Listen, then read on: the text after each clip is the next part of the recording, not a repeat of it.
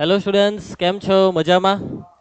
હું રિંકેશ સર, તમારો maths teacher, સ્વાગત કરું છું દરેક બાળકોનું આપના ગુજરાતના ખૂબ જ સુંદર અને સરસ મજાના એજ્યુકેશનલ પ્લેટફોર્મ સમર્પણ એજ્યુકેશન હબમાં. ધોરણ 11 મેથ્સ એનસીઈઆરટીની અંદર ચેપ્ટર નંબર 14 ગાણિતિક તર્ક. તો લાસ્ટ લેક્ચરમાં આપણે આ ચેપ્ટરની શરૂઆત કરી હતી. શરૂઆતમાં આપણે જે ટોપિક શીખેલા તેનું નામ હતું વિધાન. તો કોને કહેવાય વિધાન ગણિતની અંદર?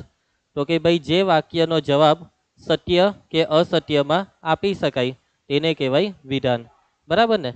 અને વિધાનની ઓળખાણ કરતી વખતે કેટલાક શબ્દ સમૂહની કાળજી રાખવાની. દાખલા તરીકે સમયની વાત આવે કે આજે રવિવાર છે કે કાલે રવિવાર છે તો તેમાં તકલીફ પડી જાય. પછી તે હોશિયાર છે કે ચેન્નઈ અહીંથી ઘણું દૂર છે, યાદ છે ને એ બધી વસ્તુ. પ્રશ્નાર્થ વાક્ય હોય તો એને વિધાન નહીં કહેવાય, ઉદ્ગાર વાક્ય હોય તો એને વિધાન નહીં કહેવાય, આજ્ઞાર્થ વાક્યને પણ વિધાન ન કહેવાય.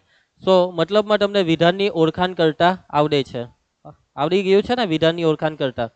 એના પછીનો ટોપિક હતો વિધાનનું નિષેધ. તો સૌથી પહેલા તો વિધાનને કયા મૂળાક્ષરથી દર્શાવી શકાય છે એની સંજ્ઞા? પી ક્યુ આર, એ પણ કેવા સ્મોલ, બરાબર ને? P Q R S T up to so on, બરાબર છે. તો વિધાનનું નિષેધ, નિષેધનો મતલબ કે આપેલા વિધાનનો ઇનકાર કરતા વિધાનને આપેલા વિધાનનું નિષેધ વિધાન કહેવાય. વિધાન પીના નિષેધ વિધાનને સંકેતમાં શાના વડે દર્શાવાય? તો યસ, ઊંધો ઊંધો ઊંધો અર ની પછી પી. વિધાન પી નું નિષેધ એટલે નિષેધ પી, નોટ પી, નેગેશન પી. યાદ છે ને? હવે વિધાન પી સત્ય હોય તો નિષેધ પી કેવું થાય? અસત્ય. વિધાન પી અસત્ય હોય તો નિષેધ પી કેવું થાય? સત્ય. યાદ છે ને? સત્યા થતા કોષ્ટક વાળું. ચલો, તો હવે આપણે આજે સ્વાધ્યાય છે તેમાં બે પ્રશ્ન થઈ ગયા હતા. કયું સ્વાધ્યાય? તો કે ભાઈ 14.2.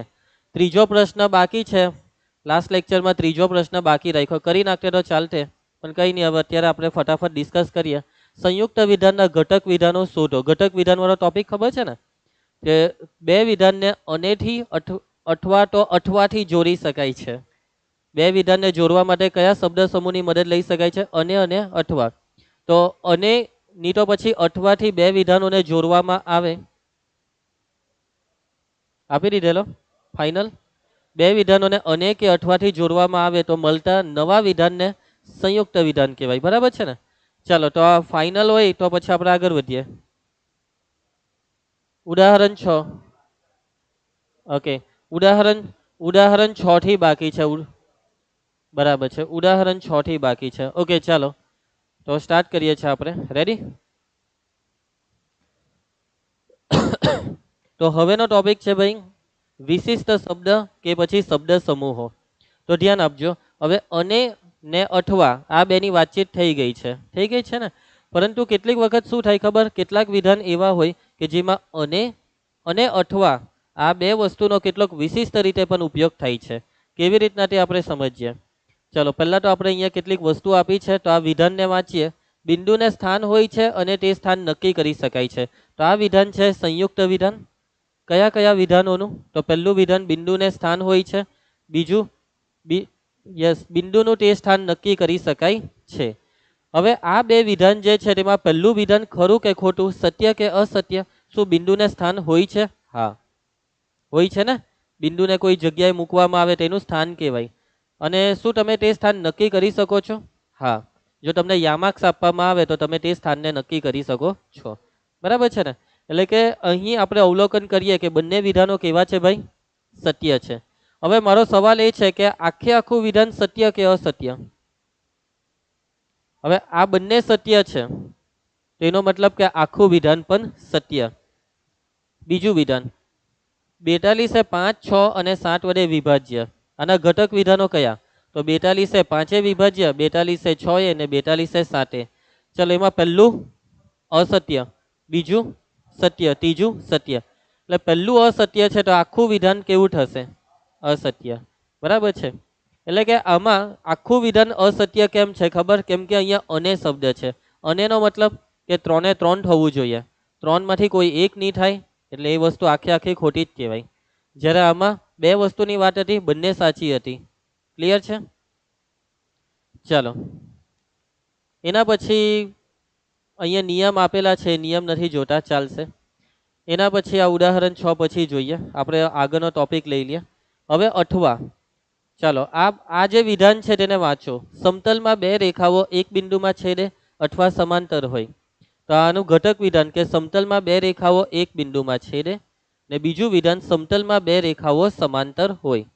હવે જો આ બે વિધાન જે છે ને, આ બે વિધાન તે સાચા કે ખોટા? કે સમતલમાં બે રેખા એક બિંદુમાં છેદે. હવે જો બે રેખા જરૂરી નથી કે છેદે જ, કાં તો છેદે કાં તો ન છેદે. ન છેદે તો તે સમાંતર હોય. એટલે મતલબ શું છે ખબર? એ પહેલું સાચું તો બીજું ખોટું, બીજું સાચું તો પહેલું ખોટું. અહીંયા મતલબ કંઈક આવો છે. વાતમાં સમજ પડે છે ને? એટલે બે માંથી કોઈ એક જ સાચું હશે, બંને એક સાથે સાચા હોવાના નથી, અને બંને એક સાથે ખોટા પણ નથી. કોઈ એક તો થશે જ આ બેમાંથી. તમે સમતલમાં બે રેખા દોરશો તો એ બે રેખામાં શું થશે? કાં તો છેદે, નહીં તો પછી સમાંતર હશે.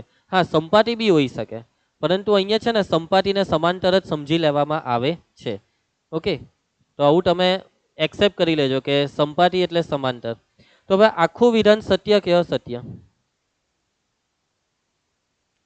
તો અહીંયા વચ્ચે અઠવા છે. અઠવાનો મતલબ કે કોઈ એક થાય તો બી ચાલે, ભલે બંને વસ્તુ એક સાથે સાચી નથી થતી, પણ એક તો થાય છે ને, આખું વિધાન સત્ય છે.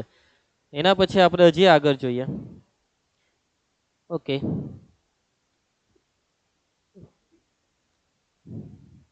ચલો એના પછી બીજું વિધાન. ભોજનાલયમાં થાળી સાથે આઈસ્ક્રીમ અથવા ઠંડુ પીણું ઉપલબ્ધ છે. તમે ભોજનાલય એટલે ડાઇનિંગ હોલમાં જશો, બાજુમાં વિશાલ ડાઇનિંગ હોલ, બાલાજી, આદર્શ ડાઇનિંગ હોલ, બરાબર છે, ગ્રીન ઓલિવ ડાઇનિંગ હોલ કયો? જય જલારામ ડાઇનિંગ હોલ, બરાબર છે. તો તમે ભોજનાલયમાં જશો, તમને થાળી આપવામાં આવે તો ઠંડી વસ્તુમાં આઈસ્ક્રીમ અથવા ઠંડુ પીણું ઉપલબ્ધ છે. એટલે તમે ભોજનાલયમાં જાઓ તો તમને આઈસ્ક્રીમ આપે તો શું ઠંડુ પીણું આપે? અથવા તો ઠંડુ પીણી એટલે છાશ કે લસ્સી આપે તો આઈસ્ક્રીમ આપે? ના, એક જ વાનગી આપે ઠંડામાં, બે નહીં આપે, હે ને? એટલે આમાં પણ થશે તો કઈ એક વસ્તુ થશે. કયું થશે એની ગેરંટી તો નહીં આપી શકીએ, પણ હા કઈ એક આપે. આઈસ્ક્રીમ આપે તો ઠંડુ પીણું નહીં આપે, ઠંડુ પીણું આપે તો આઈસ્ક્રીમ નહીં આપે. તો બાળકો અહીંયા જે અઠવાનો ઉપયોગ થાય છે ને, હવે વાતને સમજજો કે જ્યારે વાક્યમાં જે બે વસ્તુની વાત કરી હોય, બંને વસ્તુ એક સાથે થાય તો અઠવાનો ઉપયોગ થયો કહેવાય સમાવેશ વિકલ્પ તરીકે. સમાવેશ એટલે બંનેને સમાવી લેવામાં આવે છે. અને આ બે વાક્યમાંથી કોઈ એક થાય પણ બીજું ન થાય તો અહીંયા અઠવાનો ઉપયોગ નિવારક વિકલ્પ તરીકે થયો કહેવાય. કયા વિકલ્પ તરીકે? નિવારક. બે વિકલ્પ આવે, સમાવેશ વિકલ્પ, નિવારક વિકલ્પ. સમાવેશ એટલે ઓમી સમાવેશ, ધ્યાન આપ બેટા, સમાવેશ બંને થવા જોઈએ, નિવારક કોઈ એક થવું જોઈએ. ખ્યાલ આવશે? તો જુઓ, આ રહ્યું નિવારક વિકલ્પ, એને ઇંગ્લિશમાં કહેવાય એક્સક્લુઝિવ ઓર એટલે અઠવા. કેવું અઠવા? એક્સક્લુઝિવ. અને સમાવેશ વિકલ્પને ઇન્ક્લુઝિવ કહેવાશે. અહીંયા લખેલું છે કે નહીં કશે? હર્યો, સમાવેશ વિકલ્પ તેને કહેવાય ઇન્ક્લુઝિવ ઓર. પછી જો અહીંયા બીજું એક વાક્ય, જે વિદ્યાર્થીએ જીવ વિજ્ઞાન અથવા રસાયણ વિજ્ઞાન વિષય લીધા હોય તે એમએસસી માટે સૂક્ષ્મ જીવ વિજ્ઞાન વિષય માટે અરજી કરી શકે છે. તો જુઓ, જીવ વિજ્ઞાન વાળો સૂક્ષ્મ જીવ વિજ્ઞાન એટલે માઇક્રોબાયોલોજીમાં જઈ શકે? હા. અને કેમેસ્ટ્રી વિષય વાળો શું માઇક્રોબાયોલોજીનો અભ્યાસ કરી શકે? કરી શકાય, જવા દેવાય. મેથ્સ તો નહીં આવે. તમે બીએસસી કરો ને તેમાં ત્રીજા વર્ષે તમારે સબ્જેક્ટ સિલેક્શનમાં બાયોલોજી સાથે તમે ફિઝિક્સ રાખી શકો અથવા કેમેસ્ટ્રી સાથે ફિઝિક્સ, આ બે બી રાખી શકો, બરાબર. એસવાયની અંદર બીજા વર્ષે એક વિષય છોડી દેવાનો હોય. જ્યારે તમે પહેલા વર્ષે ભણો ને, પહેલા વર્ષે બધું જ ભણવાનું, પછી એક વિષય છોડી દેવાનો. એ રીતની આખી ગેમ હોય છે. એટલે કે માની લો કે તમે ટીવાયમાં ત્રીજા વર્ષે તમારું બાયોલોજી નથી, તો ભલે કેમેસ્ટ્રી હોય તો બી તમે માઇક્રોબાયોલોજીમાં જઈ શકો. તો જોજો, અહીંયા નીચે લખેલું છે કે સૂક્ષ્મ જીવ વિજ્ઞાનના વિદ્યાર્થીઓ અભ્યાસ માટે અરજી કરી શકે છે. એમ કીધું છે આ પૈકી એક જ વિષય લીધો હોય તે પણ, એટલે કે આ બેમાંથી કોઈ એક વિષય લીધો હોય તે બાળકો પણ માઇક્રોબાયોલોજીમાં જઈ શકે છે. એટલે આ અહીંયા જે અઠવાનો ઉપયોગ થયો છે તે કયા તરીકે? સમાવેશ વિકલ્પ તરીકે. અને આપણું સૌથી પહેલું વિધાન જે હતું ને, સમાંતર રેખા અથવા છેદતી રેખા વાળું, તેમાં અઠવાનો ઉપયોગ કયા પ્રકારે થયો છે? સમાવેશ કે નિવારક? નિવારક. એક જ થાય છે બેમાંથી, એટલે યાદ રહી ગયું. નિવારકમાં કોઈ એક જ થશે, સમાવેશમાં બંને થશે. ચાલો હવે બાળકો આપણે અઠવા વડે બનતા સંયુક્ત વિધાન માટેનો નિયમ સમજીએ. ઓકે, તો ધ્યાન આપજો. તો જોજો, અહીંયા એક વિધાન આપ્યું છે કે બે રેખા એક બિંદુમાં છેદે અથવા સમાંતર રહી. તો અત્યારે થોડીક વાર પહેલા આપણી વાત થઈ કે પહેલું સાચું તો બીજું ખોટું, બીજું સાચું તો પહેલું ખોટું, એટલે કે બે માંથી એક તો સાચું પડે જ. તો આખું વિધાન કેવું છે બાળકો? આખું વિધાન સત્ય છે. 125 એ 7 અથવા 8 નો ગુણિત, તો કયું સાચું આ બે માંથી? ના, બેવ જ ખોટા, હે ને? તો એનો મતલબ કે બેવ જ ખોટા, તો આખું વિધાન કેવું? ખોટું. માની લો કે કોઈ એક સાચું હટે તો આ આખા વિધાનને સાચું કહેવાતે. અઠવામાં કેવું છે? કોઈ એક તો સાચું પડવું જ જોઈએ, જ્યારે અનેમાં બેવ સાચા પડવા જોઈએ. ક્લિયર છે? ચાલો એના પછી નીચેના વિધાનનો વિચાર કરો. આ વિધાનનો વિચાર કરો. જો કોઈ દિવસે તહેવાર અથવા રવિવાર હોય તો શાળામાં રજા હોય છે. તો સાચી વાત છે, રવિવારે બી રજા હોય, તહેવારના દિવસે બી નોર્મલી રજા હોય જ. સાચી વાત ને? એટલે કે બેવ વિધાન સાચા, એટલે આખું વિધાન પણ કેવું? સાચું. ચાલો એના પછી મુંબઈ એ કોલકાતા અને કર્ણાટકનું પાટનગર છે. બેવનું એક હાથે નહીં હોય ને. હવે કલકત્તાનું પાટનગર મુંબઈ ના, કર્ણાટકનું બી નથી. બેવ જ વિધાન ખોટા છે. બેવ જ વિધાન ખોટા પડ્યા. ક્લિયર છે? ચાલો એના પછી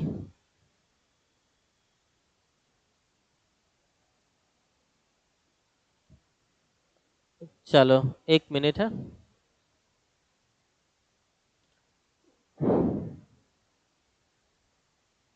કંઈક છૂટી ગયું એવું કેમ લાગે છે? કારક પેલા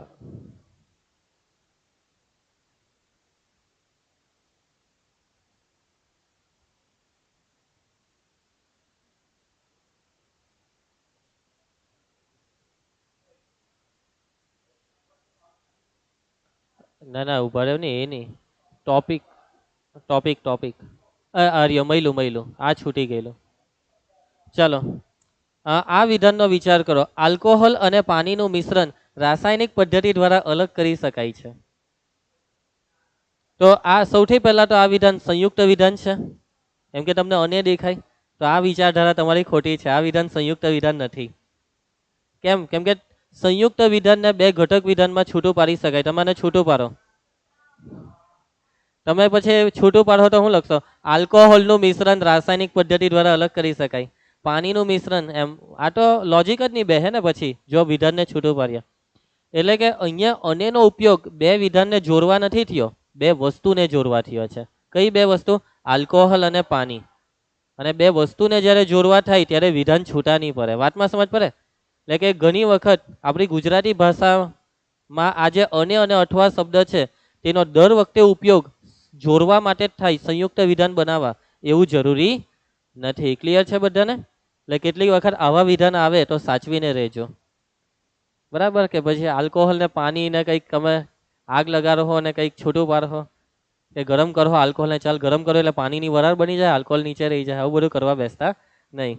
ચાલો એટલે કે અહીંયા જે વિધાનની વાત છે તેમાં અને જે છે તે આલ્કોહોલ અને પાણી બે વસ્તુના સંદર્ભમાં છે, બે વાક્યના સંદર્ભમાં નથી.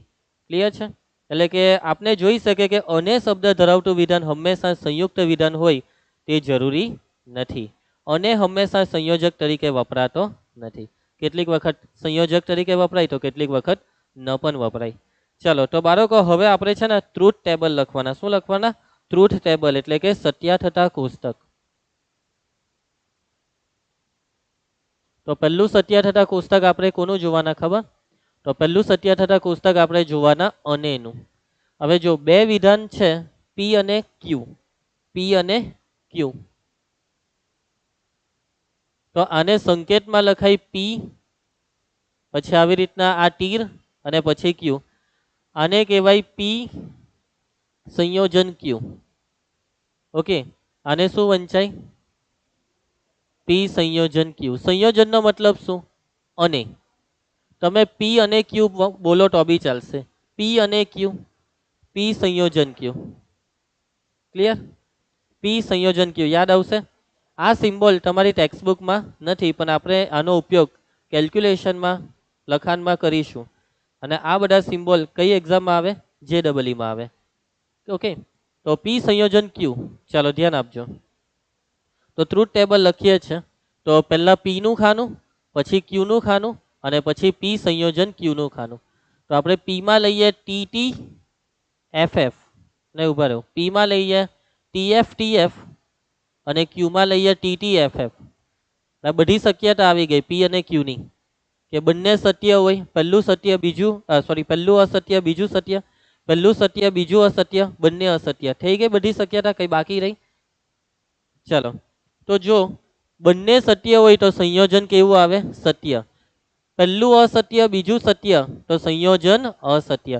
અને જે અનેની વાત આવે ત્યારે કોઈ એક તો બંને ખરા હોવા જ જોઈએ. સંયુક્ત વિધાન ખરું ક્યારે? કે જ્યારે બંને ખરા હોય ત્યારે.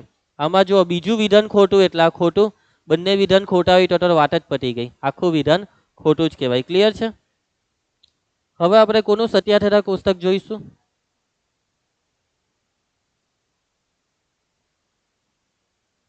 અઠવાનું. આપણે યશસ્વી સિવાય બીજું કોણ નથી આવ્યું? મયંક, જાની ફટાફટ ફોન કરવા કહી દે ની. ધાર્મિક, બેવના ઘરે એકવાર ફોન કરવા કહી દે કે સર અત્યારે જ ફોન કરવા કીધા. કાલે એક્ઝામ નહીં આપવા દેવા, જો એક્ઝામ સારું રજા પાડી છે ને તો.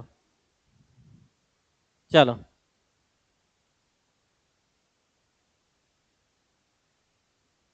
પી અથવા ક્યુ. તો પી અથવા ક્યુ માં જે આ સિમ્બોલ છે ને એમાં તીર ઉલટાઈ જશે. Okay, clear?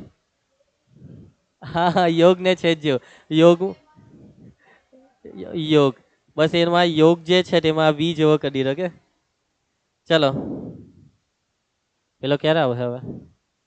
ચલો, તો તમને શું લાગે આનું નામ શું હશે?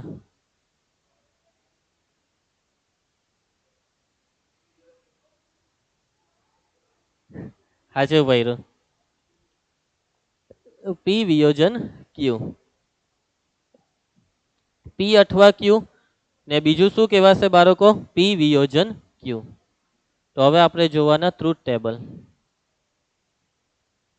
TF T F, T T F F. ચલો, અઠવા વાળું વિધાન જો કોઈ એક સાચું તો બી સાચું, બેવ સાચા તો બી સાચું, પણ બેવ ખોટા હોય તો ખોટું જ. લાઈક જ્યારે એફએફ હોય ત્યારે એફ, બાકી બધામાં ટી. ચાલો, તો આ કોષ્ટક યાદ રહી જશે કેવી રીતના યુઝ થાય. આવો ધામભાઈ, જલ્દી જલ્દી આવો. તો ધામભાઈ, અઠવામાં આ સિમ્બોલ આવે, આ સિમ્બોલને વંચાય વિયોજન, પી વિયોજન ક્યુ. અને અઠવામાં બંને ખોટા હોય તો આખું વિધાન ખોટું, અને બે માંથી કોઈ એક સાચું હોય તો આખું વિધાન સાચું. આ વસ્તુનો ઉપયોગ આપણે ક્વેશ્ચનમાં કરીશું. ચાલો, તો ઉદાહરણ 6 ની કરીએ શરૂઆત. ચાલો, તો ઘટક વિધાનો લખો ને સંયુક્ત વિધાન સત્ય છે કે મિથ્યા તે ચકાસો. ચાલો, તો આ જે વિધાન છે તેમાં પહેલું ઘટક વિધાન બોલો. પહેલું વિધાન પી બોલો. રેખા સીધી લીટીમાં છે. યસ, રેખા બંને દિશામાં અનંત સુધી વિસ્તરેલી છે. સંયુક્ત વિધાન, હવે જો સંયુક્ત વિધાન કેવું છે તે નક્કી કરવાનું છે. તો અહીંયા બંને વિધાનો કેવા છે કે રેખા તો સીધી લીટીમાં જ આવે અને અનંત સુધી હોય છે.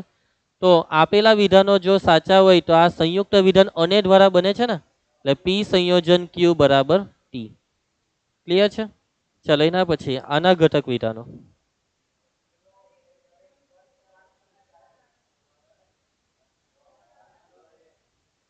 જીરો એ દરેક ધન પૂર્ણાંક કરતા નાનો છે. જીરો એ દરેક ઋણ પૂર્ણાંક કરતા, તો સાચી વાત. પહેલું કે જીરો એ ધન પૂર્ણાંક કરતા તો નાનો જ થાય, પણ ઋણ પૂર્ણાંક કરતા નાનો થાય એ વાત ખોટી. ને અને છે, હા, પી સંયોજન ક્યુ બરાબર એફ. કોઈ એક ખોટું પડે તો આખું વિધાન ખોટું કહેવાય.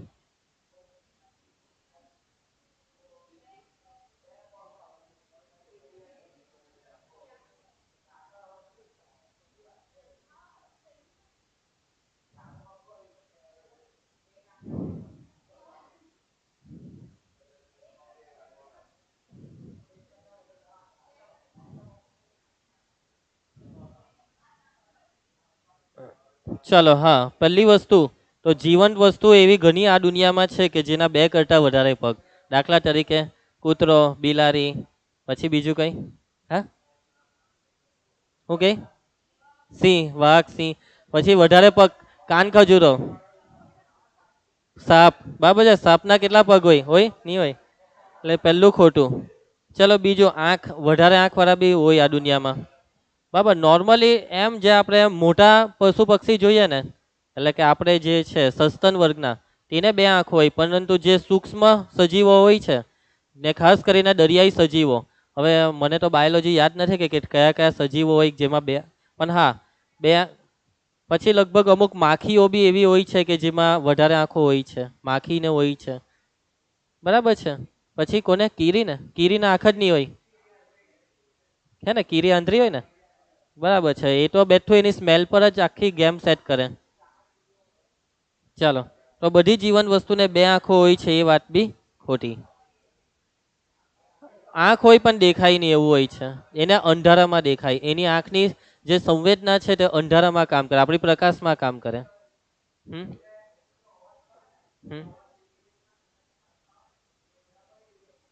ને એને છે ને એની આંખ ખુલે નહીં એવું કંઈ કોઈ દિવસના, એટલે દિવસના હોય રહે, અંધારામાં જઈ રહી, નહીં તો એની આંખ બળી જાય. એમ પ્રકાશની સંવેદનાને સહન નહીં કરી શકે એવું કંઈક હોય છે, મેં જ્યાં સુધી જાણું છું ત્યાં સુધી.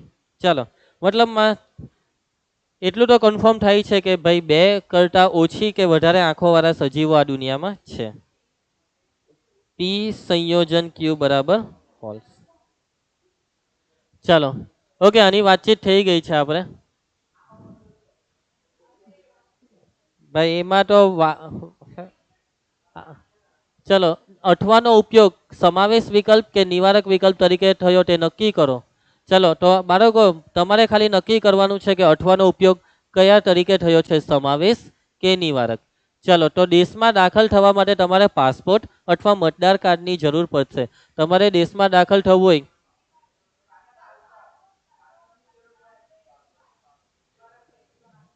સમજો, તમારી પાસે પાસપોર્ટ છે, દાખલા તરીકે ધાર્મિક, ને તું આવ્યો દેશમાં પાકિસ્તાનથી, તો તને આવવા દે હે? પાસપોર્ટ હોય તો હા. ચાલ માની લે તારી ભાઈ પાસપોર્ટ નથી, મતદાર કાર્ડ છે, તને આવવા દે હે? ઇન્ડિયાનું વોટિંગ કાર્ડ આવવા દે હે ને? અને તારી ભાઈ બેવ જ છે, પાસપોર્ટ બી છે ને મતદાર કાર્ડ. એટલે હવે બોલો જવાબ, સમાવેશ કે નિવારક? સમાવેશ. બંને હોય તો બી આવવા દે ને. તું બેવ કેમ રાખે? એમ થોડું કે હા, એટલે કે સમાવેશ વિકલ્પ. તો બી પહેલાનો જવાબ આપણે જરાક ચેક કરી લઈએ. યસ, પહેલામાં સમાવેશ વિકલ્પ આવી ગયો જવાબ. ચલો બીજું, તહેવાર ને રવિવારે રજા, સાચી વાત છે કે બંને એક સાથે શક્ય છે.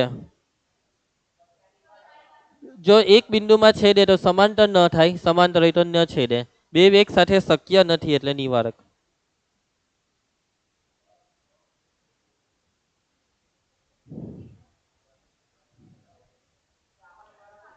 આ આપણે પેલું ભણવામાં 10માં આવે ને સંસ્કૃત લેવાનું, જો ગુજરાતી ને ઇંગ્લિશ ફરજિયાત, પછી સંસ્કૃત, ચિત્રકામ ને પીટી માંથી કોઈ એક લેવાનું. સંસ્કૃત હિન્દી માંથી કોઈ એક લેવાનું.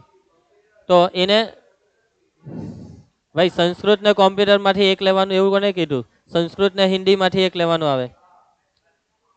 પીટી, કોમ્પ્યુટર, ચિત્રકામ માંથી કોઈ એક, ને સંગીત બી આવે એક.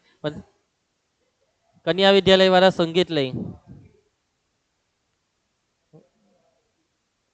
ચલો હા, તો ત્રીજી ભાષા તરીકે ફ્રેન્ચ અથવા સંસ્કૃત. હવે આ લોકોએ હું જોઈને આ ફ્રેન્ચ શબ્દ હિન્દી લખવું જોઈએ ને. માની લેવો કે આપણે ઇન્ડિયામાં ફ્રેન્ચ ભાષા શીખવવામાં આવે છે અને ત્રીજી ભાષા તમને ભણવામાં 10મા ધોરણમાં માની લેવો કે ફ્રેન્ચ આવતું હતું ભણવામાં, તમને ફ્રેન્ચ આવડે છે, તમે ફ્રેન્ચમાં બધી ભલભલી વસ્તુઓ બોલી શકો છો, તો ફ્રેન્ચ લઈએ તો સંસ્કૃત લેવાય ના, સંસ્કૃત લઈએ તો કોઈ એક જ લેવાની ને, હા બરાબર ને, એટલે કોઈ એક સાચું, બંને સાચા નહીં.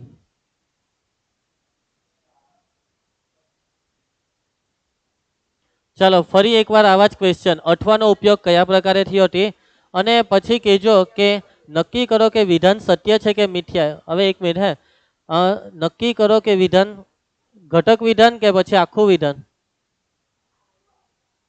તથા વિધાન, એક તથા વિધાન સત્ય, ઓકે આખું વિધાન. ચાલો તો ઘટક વિધાનો, ચાલો ઘટક વિધાનો નહીં લખું તો ચાલે, પણ અઠવાનો ઉપયોગ કઈ રીતના થયો આમાં? સમય સાચું છે ને અસમય ખોટું છે, એટલે કે બંને એક સાથે, સમય ખોટું છે અસમય સાચું છે, એટલે બંને એક સાથે સાચા પડતા નથી, એટલે અહીંયા અઠવાનો ઉપયોગ નિવારક વિકલ્પ. અને સંયુક્ત વિધાન ખરું કે ખોટું?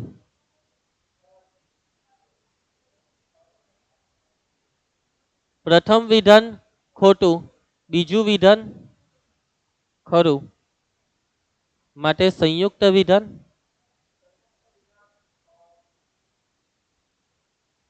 ખ્યાલ આવશે ને? ચાલો એના પછી આમાં જાહેર પુસ્તકાલય એટલે પબ્લિક લાઇબ્રેરીમાં દાખલ થવા માટે બાળકો પાસે શાળામાંથી આવેલ ઓળખપત્ર અથવા શાળાના અધિકારીનો પત્ર હોવો જરૂરી છે. ઓકે, લાઇબ્રેરીમાં જવું હોય તો સ્કૂલની આઈડેન્ટિટી કાર્ડ હોય તો આવવા દેશે, હા, અને સ્કૂલનો કોઈક લેખિત કાગળ આપવામાં આવે જેમાં સ્કૂલના સહી સિક્કા હોય તો બી આવવા દે. એટલે અહીંયા સમાવેશ વિકલ્પ, અને બંને વિધાનો સત્ય છે ને,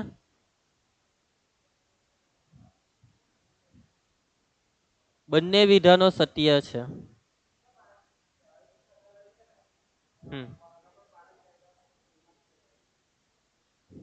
હું કઈ બળનો હું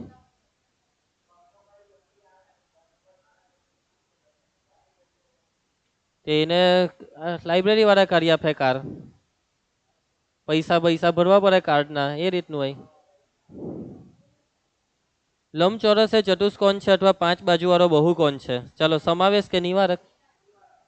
ચતુષ્કોણ છે એવું સાચું, પણ પાંચ બાજુ વાળો બહુકોણ, એટલે ખાલી પહેલું સાચું પડ્યું, બંને સાચા પડતા નથી, એટલે આ છે નિવારક વિકલ્પ. પછી ઘટક વિધાનોમાં પ્રથમ વિધાન સત્ય, બીજું વિધાન અસત્ય, માટે સંયુક્ત વિધાન સત્ય. અઠવા છે ને, અઠવા એટલે કોઈ એક સાચું પડવું જોઈએ, બધા સાચા જ પડવાના એટલા તો. ચલો હવે ટોપિક આવે છે કારકો. શું આવે છે ટોપિક? કારકો.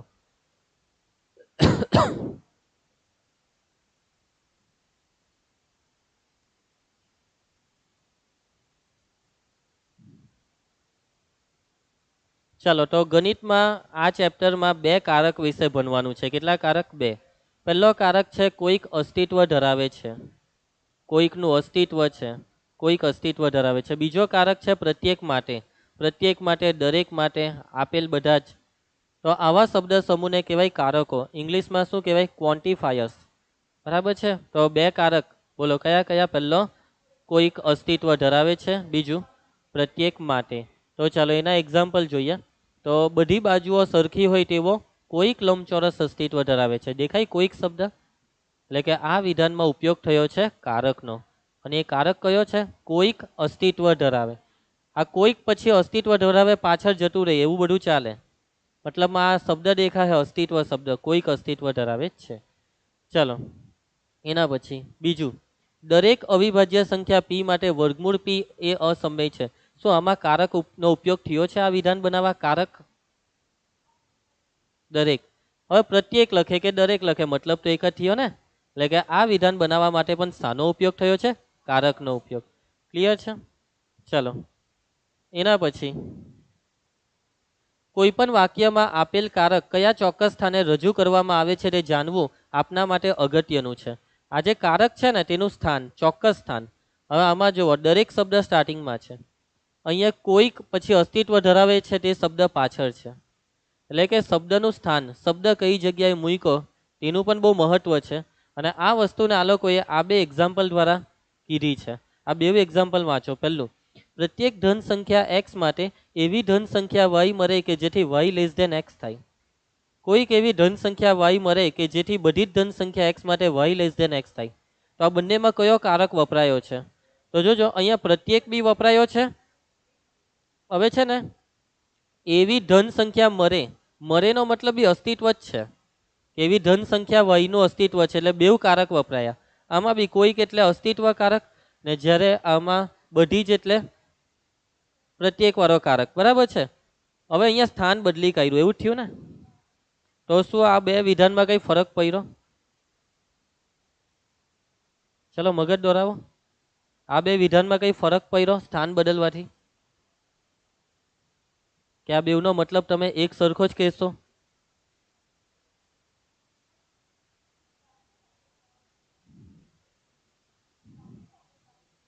પહેલું વાક્યમાં બી એક્સ ને વાય ની વાત છે કે આમાં પ્રત્યેક ધન સંખ્યા એક્સ એક્સ એક્સ છે કોઈ બી ધન. પ્રત્યેક મીન્સ કે એ કોઈ બી ધન જ હશે 1 2 3 4 અનંત સુધી.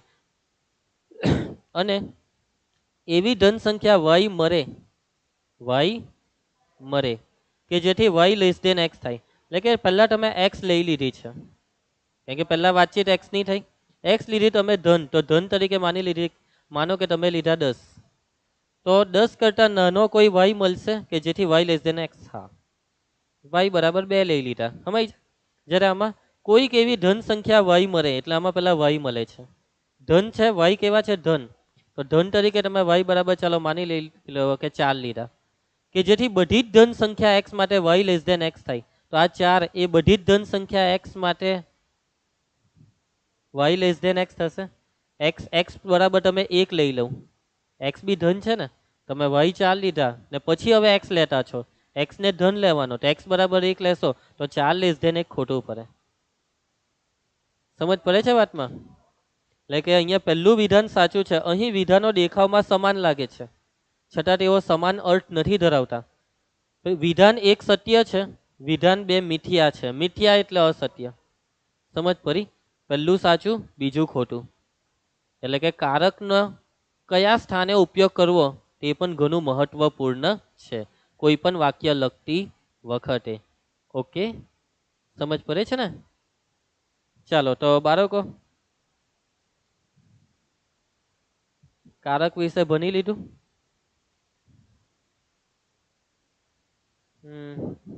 હવે આપણે છે ને સંકેત સમજવાના. શું સમજવાના? સંકેત. તમારી ચોપડીમાં નથી આપ્યા, આપવા જોઈતા હતા પણ નથી આપ્યા.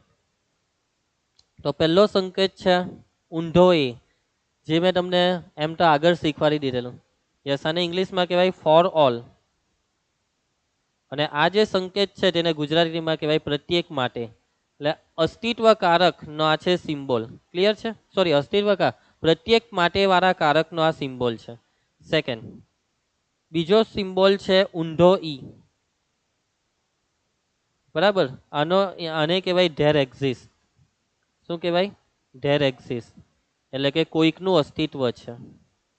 તો આ સિમ્બોલ યાદ રાખજો, યાદ રહી જશે તમને. ચાલો તો આગળ વધીએ આપણે. સ્વાધ્યાય 14.3. ચાલો તો નીચેના પૈકી દરેક સંયુક્ત વિધાનમાં પ્રથમ સંયોજકો ઓળખો અને પછી તેને ઘટક વિધાનમાં છૂટું પાડો. ચાલો, સંયોજક કયું છે આ વિધાનમાં? સંયોજક એટલે આનાથી જોડેલું છે, અનેથી. ચાલો હવે ઘટક વિધાનો લખવા કીધા તો પહેલું વિધાન પી માં શું લખશો? બધી સમય સંખ્યાઓ વાસ્તવિક છે અને બધી વાસ્તવિક સંખ્યાઓ સંકર સંખ્યાઓ નથી. અને સત્યા થતા ચેક કરવા કીધી ના. ઘટક વિધાનો તો તમે લખશો ને. ચલો, આમાં સંયોજક કયું છે? અથવા ઘટક વિધાનોમાં પહેલું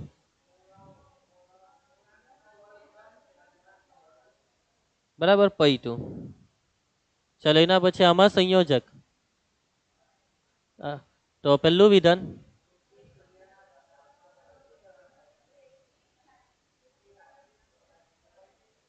ઓકે, બહુ સિમ્પલ વાક્ય પૂછેલા છે. ચલો એના પછી નેક્સ્ટ આમાં સંયોજક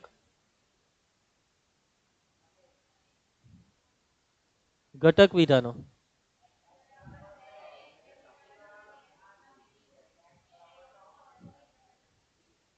આવડી ગયું ને? ચાલો આમાં શું છે, કારક ઓળખો ને નિષેધ લખો. ચાલો તો કારક કોઈક સંખ્યાનો વર્ગ તે સંખ્યા જેટલો જ હોય તેવી સંખ્યા અસ્તિત્વ ધરાવે છે.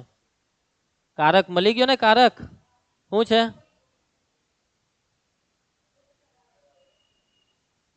આનું નિષેધ લખવાનું છે.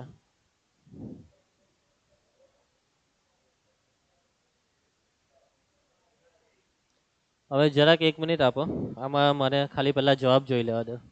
કયો છે આ? 14.3 છે ને? હા બરાબર બોલ્યા તમે.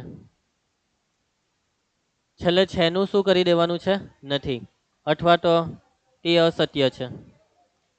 પરીક્ષામાં તે અસત્ય છે આવું જ લખી દેજો, એટલે કોઈ તમારા માર્ક કાપી જ નહીં શકે. બરાબર. કોઈક સંખ્યાનો વર્ગ તે સંખ્યા જેટલો જ હોય.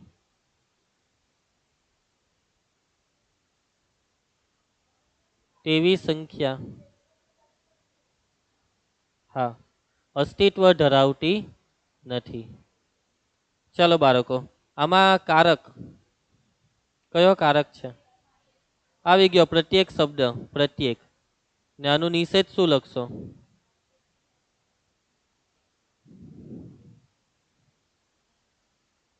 બરાબર છે. છેનું શું કરવાનું છે? ખાલી નથી કરવાનું છે. ચાલો એના પછી આમાં કારક, ઓમી કારક ને નિષેધ શું લખશો? ભારતમાં દરેક રાજ્યને એક રાજધાની હોય નહીં, અથવા ન હોય. નહીં લખી દેશો તો બી ચાલશે, અથવા ન હોય લખો તો બી ચાલશે. હોતી નથી હોવી ચાલે, પણ જા કે કંઈક અટપટું ગુજરાતી લાગે ને. ચાલો આ બે વિધાનો એકબીજાના નિષેધ છે કે નહીં તે ચકાસો. પહેલું છે, બધી જ વાસ્તવિક સંખ્યાઓ x અને y માટે x વત્તા y બરાબર y વત્તા x એ સત્ય. x વત્તા y બરાબર y વત્તા x થાય તેવી વાસ્તવિક સંખ્યાઓ x અને y અસ્તિત્વ ધરાવે. શું આ બંને એકબીજાના નિષેધ છે? આમાં છે ને વિચારવાનું કેવી રીતના કે આ પહેલું વાક્ય છે એનું નિષેધ તમે બનાવો, અને તમે જે બનાવ્યું તે આવું બને છે.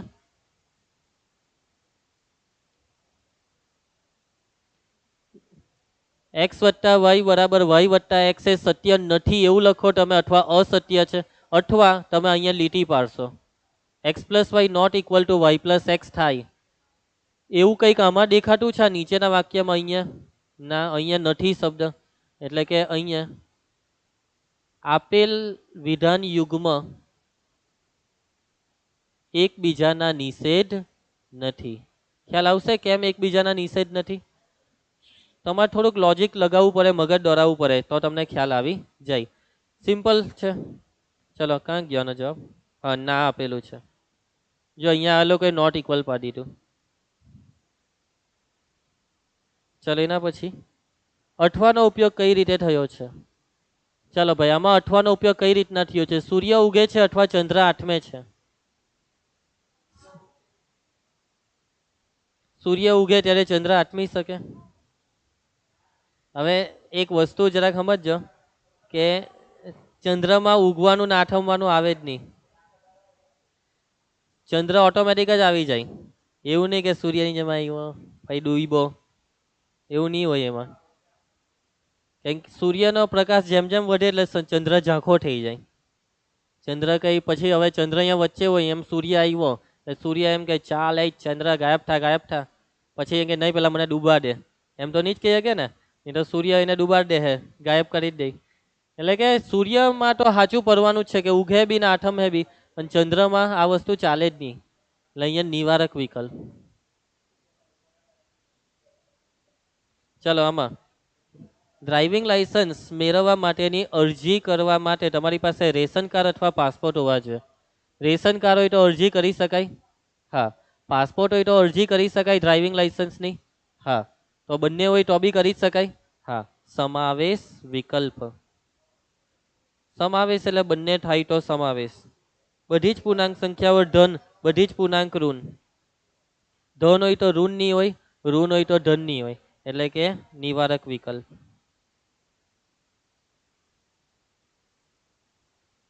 પૈટું પ્રેરણ હવે આવે છે. પ્રેરણ આપણે ખબર ને ગણ ચેપ્ટર ચાલુ થયેલું ત્યારે આવતું.